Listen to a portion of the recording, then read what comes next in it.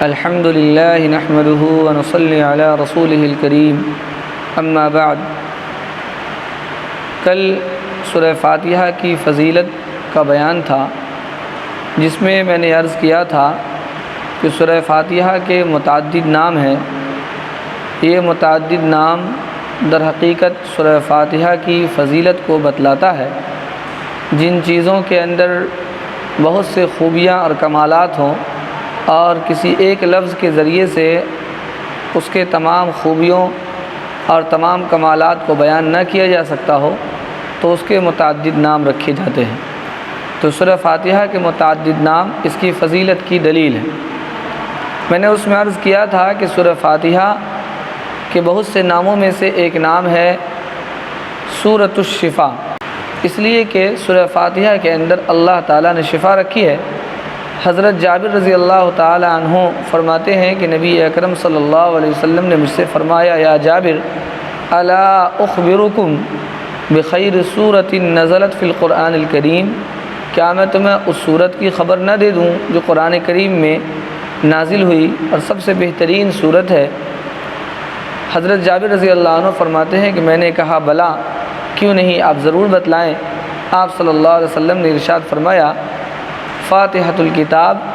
فیہ شفاء من کل داء، وہ سورت سورہ فاتحہ ہے اور اس میں اللہ تعالیٰ نے ہر مرض سے شفا رکھی ہے۔ میں نے حضرت ابو سعید خدری رضی اللہ تعالیٰ عنہ کا واقعہ جو بخاری شریف کے اندر ہے تفصیل سے بیان کیا کہ حضرت ابو سعید خدری رضی اللہ عنہ نے سورہ فاتحہ پڑھ کر سانپ کے کاٹے ہوئے کو دم کیا اور اس کو شفا مل گئی۔ تو بعض حضرات نے یہ سوال کیا کہ بعض علماء کہتے ہیں کہ جھاڑ پھونک کرنا یا تعویذ اور گنڈائی ناجائز اور حرام ہے اور یہ شرک ہے، اور بعض لوگ کہتے ہیں کہ جائز ہے، تو صحیح بات کیا ہے؟ تو پہلے ان کے سوال کا جواب دے دوں، اس کے بعد انشاءاللہ آگے کی بات کی جائے گی۔ ایک بات سمجھ لیں کہ ہمارے معاشرے میں جھاڑ پھونک اور تعویذ گنڈوں کے تعلق سے لوگ افراط تفرید کے شکار ہیں۔ نہ تو ہر طرح کے تعویذ گنڈے اور ہر طرح کے جھاڑ پھونک کو جائز کہا جا سکتا ہے، اور نہ ہر طرح کے جھاڑ پھونک اور تعویذ گنڈوں کو ناجائز کہا جا سکتا ہے۔ صحیح بات یہ ہے کہ حدیث شریف میں تعویذ گنڈوں کی اور جھاڑ پھونک کی ممانعت آئی ہے، لیکن جس تعویذ گنڈے اور جھاڑ پھونک کی ممانعت آئی ہے وہ زمانہ جاہلیت کا جھاڑ پھونک اور تعویذ گنڈے تھے، اور اس کی ممانعت کی خاص وجہ تھی۔ آپ صلی اللہ علیہ وسلم نے جس جھاڑ پھونک کو منع کیا ہے یہ وہ جھاڑ پھونک تھے جو منتر کے ذریعے سے لوگ کیا کرتے تھے۔ زمانہ جاہلیت میں کچھ خاص منتر تھے جس منتر کو پڑھ کر کے لوگ دم کیا کرتے تھے، اور لوگوں کا یہ نظریہ تھا کہ فلاں کام کے لیے فلاں منتر کام کرے گا، اور اس منتر کو مؤثر بالذات سمجھتے تھے اور اسی کے ذریعے سے علاج کرتے تھے۔ تو اس منتر کے اندر غیر اللہ سے مدد لی جاتی تھی، کبھی شیطان سے، کبھی دیوی دیوتاؤں سے، اور کبھی دوسری مخلوق سے مدد لی جاتی تھی۔ اس میں کچھ شرکی الفاظ بھی ہوا کرتے تھے، اس لیے نبی اکرم صلی اللہ علیہ وسلم نے اس جھاڑ پھونک کو منع کیا۔ اسی طریقے سے بعض احادیث کے اندر ہے کہ التمائم و شرک، تمائم یہ تمیمہ کی جمع ہے جس کو حدیث شریف میں شرک کہا گیا۔ تو اس سے یہ تعویذ مراد نہیں ہے جو اس زمانے میں قرآنی آیات وغیرہ کے ذریعے سے لکھے جاتے ہیں، بلکہ زمانہ جاہلیت میں خاص قسم کا تعویذ تھا۔ پیپ کے کوڑیوں کو لوگ دھاگے میں پرو کر اپنے گردنوں میں ڈالتے تھے اور اس کو مؤثر بالذات سمجھتے تھے، اور اس پر منتر پڑھا کرتے تھے جس میں غیر اللہ سے مدد لی جاتی تھی اور اس میں شرکیہ الفاظ ہوا کرتے تھے۔ تو آپ صلی اللہ علیہ وسلم نے اس تعویذ کو شرک کہا ہے۔ تو تمیمہ سے مراد وہ تعویذ ہے جو زمانہ جاہلیت کے اندر کوڑیوں کے اندر لوگ پہنا کرتے تھے۔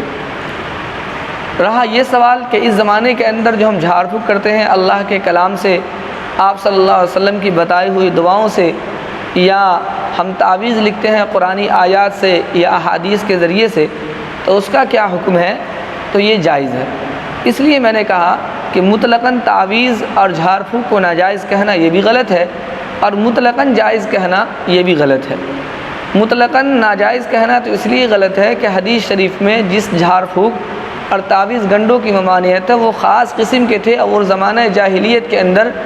ایک خاص قسم کا تعویذ بھی ہوا کرتا تھا اور خاص قسم کے جھاڑ پھونک بھی ہوا کرتے تھے، اور اس کے ناجائز ہونے کی وجہ اس کے اندر غیر اللہ سے مدد تھی، اس میں شرکیہ الفاظ تھے، اس میں منتر پڑھا جاتا تھا، تو اس کی وجہ سے آپ صلی اللہ علیہ وسلم نے منع کیا تھا۔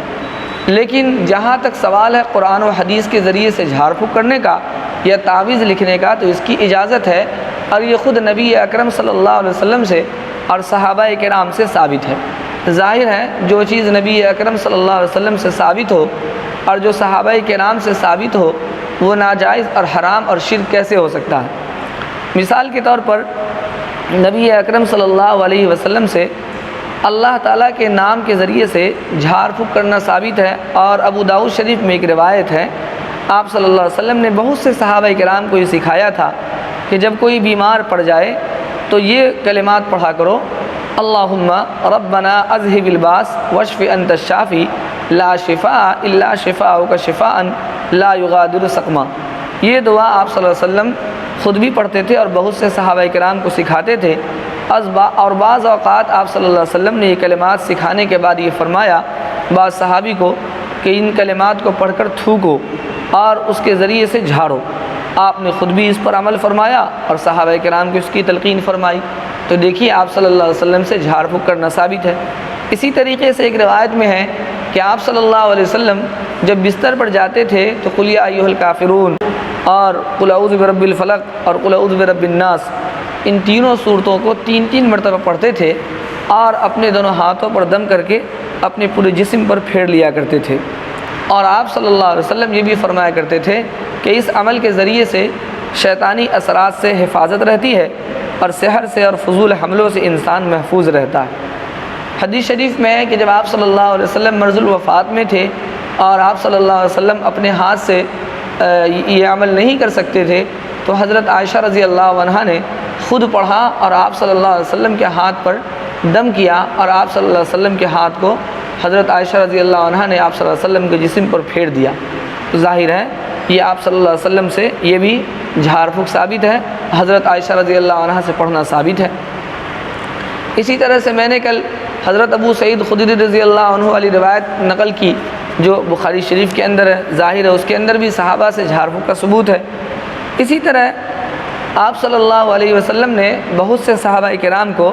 یہ دعا سکھائی: اعوذ بکلمات اللہ التامات من شر ما خلق واللہ خیر الحافظ وہو ارحم الراحمین۔ یہ دعا آپ صلی اللہ علیہ وسلم نے بہت سے صحابہ کرام کو سکھائی، اور حضرت عبداللہ بن سلام رضی اللہ عنہ جو یہودی سے مسلمان بنے تھے، تو یہودی ان کے دشمن تھے اور ان کے خلاف جادو سحر کیا کرتے تھے، تو آپ صلی اللہ علیہ وسلم نے ان کو یہ کلمات سکھائے اور ارشاد فرمایا کہ تم یہ کلمات خود پڑھا کرو اور اپنے اوپر دم کر لیا کرو، تو انشاءاللہ جادو کا تمہارے اوپر کوئی اثر نہیں ہوگا۔ چنانچہ وہ یہ کلمات پڑھ لیا کرتے تھے۔ روایت میں آتا ہے کہ حضرت عبداللہ بن عمر رضی اللہ عنہما فرماتے ہیں کہ یہ دعا میں نے اپنی بڑی اولاد کو سکھا رکھی تھی تاکہ وہ پڑھ کر کے اللہ کی حفاظت میں چلے جائیں، اور جو بچے اس دعا کو نہیں پڑھ سکتے تھے تو میں نے لکھ کر کے اس کے گلے میں لٹکا دیا تھا۔ ظاہر ہے یہ تعویذ ہی تو ہے، وہی شکل آج ہم اختیار کرتے ہیں جو حضرت عبداللہ بن عمر رضی اللہ عنہما نے اختیار فرمایا۔ اسی طرح حضرت عبداللہ بن عباس رضی اللہ عنہما سے منقول ہے کہ اگر کوئی آدمی اس دعا کو کسی برتن پر لکھ کر کے اور اس کو دھل کر کے ایسی عورت کو پلائے جس کی ولادت کا وقت ہو، تو اس کی ولادت میں اللہ تعالیٰ اس کی برکت سے سہولت عطا فرما دیتے ہیں۔ تو ان تمام روایتوں سے پتہ چلتا ہے کہ قرآنی الفاظ کے ذریعے سے یا نبی اکرم صلی اللہ علیہ وسلم نے جو دعا بتائی ہے ان دعاؤں کے ذریعے سے اگر کوئی جھاڑ پھونک کرے یا ان دعاؤں کو یا قرآنی آیات کو لکھ کر کے گلے میں لٹکا دے تعویذ کے طور پر، تو اس کی اجازت ہے، یہ ناجائز اور حرام کام نہیں ہے۔ آپ صلی اللہ علیہ وسلم نے جس تعویذ سے منع فرمایا وہ زمانہ جاہلیت کا تعویذ تھا، اور اس میں شرکیہ الفاظ اور غیر اللہ سے مدد لی جاتی تھی، اس لیے اس کو منع فرمایا۔ اسی طرح اس جھاڑ پھونک کی ممانعت فرمائی جس جھاڑ پھونک میں غیر اللہ سے مدد لی جاتی ہے۔ آج بھی اگر کوئی آدمی اس طرح کے الفاظ استعمال کرے اور اپنے تعویذ کے اندر غیر اللہ سے مدد حاصل کرے، یا اپنے تعویذ کے اندر کوئی منتر لکھے، یا اپنے تعویذ کے اندر ایسے کلمات لکھے جن کلمات کا کوئی معنی نہ ہو، مبہم الفاظ ہو، تو ایسے کلمات کے ذریعے سے تعویذ لکھنا یہ ناجائز ہے، اور ایسے کلمات کے ذریعے سے جھاڑ پھونک کرنا بھی ناجائز ہے۔ تو مطلقاً جھاڑ پھونک کو ناجائز کہنا یہ بھی غلط ہے، اور مطلقاً جائز کہنا یہ بھی غلط ہے۔ علماء نے تعویذ اور جھاڑ پھونک کے لیے چند شرائط لکھے ہیں کہ اگر یہ سب شرائط موجود ہیں تو جھاڑ پھونک کرنا اور تعویذ لکھنا جائز ہے، اور اگر وہ شرائط موجود نہیں ہے تو پھر تعویذ اور جھاڑ پھونک جائز نہیں ہے۔ سب سے پہلی شرط یہ ہے کہ جو کلمات آدمی پڑھ کر یا لکھ کر تعویذ بناتا ہے یا جھاڑ پھونک کرتا ہے، ان میں کوئی ایسا کلمہ نہ ہو جس میں اللہ تعالیٰ کے علاوہ کسی اور سے مدد مانگی گئی ہو۔ دوسری شرط یہ ہے کہ جھاڑ پھونک یا تعویذ کے لیے ایسے الفاظ استعمال کیے جائیں جس کے معنی معلوم ہو۔ ایسے الفاظ نہ ہو کہ جس کے معنی ہی معلوم نہ ہو، اس لیے کہ اگر معنی معلوم نہ ہو تو ظاہر ہو سکتا ہے کہ اس میں کوئی مشرکانہ ظاہر ہے اگر اس کے معنی معلوم نہ ہو تو ہو سکتا ہے کہ اس کے اندر کوئی شرکیہ معنی ہو، شیطان سے یا دیوی دیوتاؤں سے مدد مانگی گئی ہو۔ اس لیے ایسے الفاظ کے ذریعے سے تعویذ یا جھاڑ پھونک منع ہے جس کے معنی معلوم نہ ہو۔ صرف ایک ایسا رقیہ ہے جس کے معنی معلوم نہ ہونے کے باوجود آپ صلی اللہ علیہ وسلم نے اس کی اجازت دی ہے کہ اس کے ذریعے سے انسان جھاڑ پھونک کر سکتا ہے۔ روایت کے اندر آتا ہے کہ ایک صحابی نے نبی اکرم صلی اللہ علیہ وسلم کے سامنے عرض کیا کہ ایک عمل ایسا ہے کہ اگر سانپ یا بچھو کسی کو کاٹ لے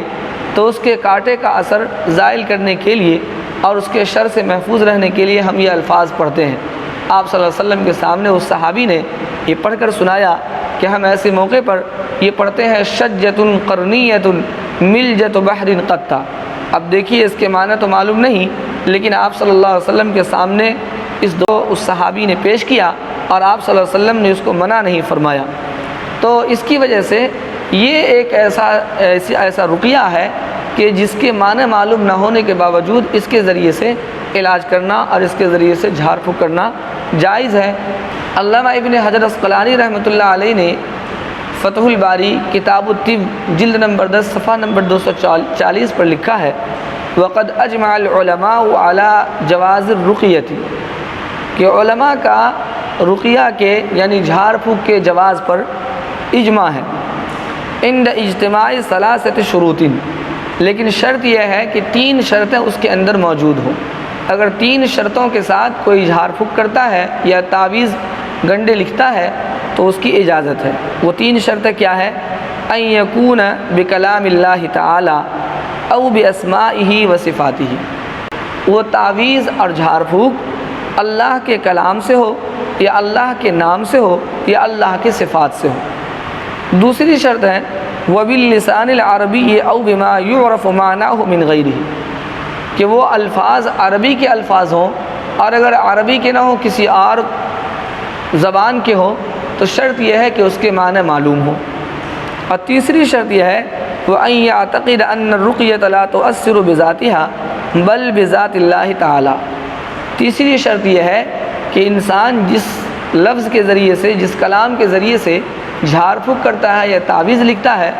تو یہ عقیدہ ہو کہ یہ رقیہ اور یہ جھاڑ پھونک یہ مؤثر بذات نہیں ہے بلکہ مؤثر بذات اللہ تعالیٰ کو سمجھے۔ تو اگر یہ 3 شرطیں موجود ہوں تو ان 3 شرطوں کے ساتھ جھاڑ پھونک بھی جائز ہے اور تعویذ بھی جائز ہے۔ اس لیے میں نے شروع میں عرض کیا کہ مطلقاً تعویذ اور جھاڑ پھونک کو ناجائز کہنا یہ بھی غلط ہے، اور مطلقاً جائز کہنا یہ بھی غلط ہے اگر تعویذ اور جھاڑ پھونک میں شرکیہ الفاظ ہے یا غیر اللہ سے مدد ہے یا اس میں عقیدہ یہ ہے کہ اسی کے اندر شفا ہے اور یہ مؤثر بالذات ہے، تو ظاہر ہے یہ منع ہے، اور اگر ایسا عقیدہ نہیں ہے تو پھر جائز ہے۔ ابھی میں نے چند روایتیں پیش کی جس سے آپ کو اندازہ ہو گیا ہوگا کہ نبی اکرم صلی اللہ علیہ وسلم اور صحابہ کرام سے جھاڑ پھونک کرنا بھی ثابت ہے اور تعویذ کا عمل بھی ثابت ہے۔ اس سلسلے میں میں نے ایک کتاب لکھی ہے 90 دعاؤں سے ذرّی انتخاب۔ آپ اگر اس کتاب کو پڑھیں گے تو آپ کو اندازہ ہوگا، اس میں نے بڑی تفصیل کے ساتھ اور حدیثوں کے حوالے سے لکھا ہے کہ کس موقع پر آپ صلی اللہ علیہ وسلم نے کس صحابی کو کون سی دعا تلقین فرمائی۔ مختلف مواقع پر لوگ آتے تھے اور اپنی ضرورتیں پیش کرتے تھے اور آپ صلی اللہ علیہ وسلم نے قرض کی ادائیگی کے لیے یہ دعا پڑھو، تو اگر کسی کے گھر میں جن جنات ہے یا کسی اور طرح کی پریشانیاں ہیں، اپنی پریشانیاں لوگ بتاتے تھے، تو مختلف مواقع پر آپ صلی اللہ علیہ وسلم نے دعائیں بھی بتلائی ہے۔ ان دعاؤں کو ہم نے بڑی تفصیل کے ساتھ 90 دعاؤں سے ذری انتخاب میں لکھا ہے، شاید آپ حضرات کے پاس بھی ہو، اگر اس کو پڑھیں گے تو آپ کو اندازہ ہو جائے گا کہ دعا تعویذ اور یہ جھاڑ پھونک یہ مطلقاً ناجائز بھی نہیں ہے اور مطلقاً جائز بھی نہیں ہے۔ وقت ہو چکا ہے، اس لیے بات یہیں پر مکمل کی جاتی ہے،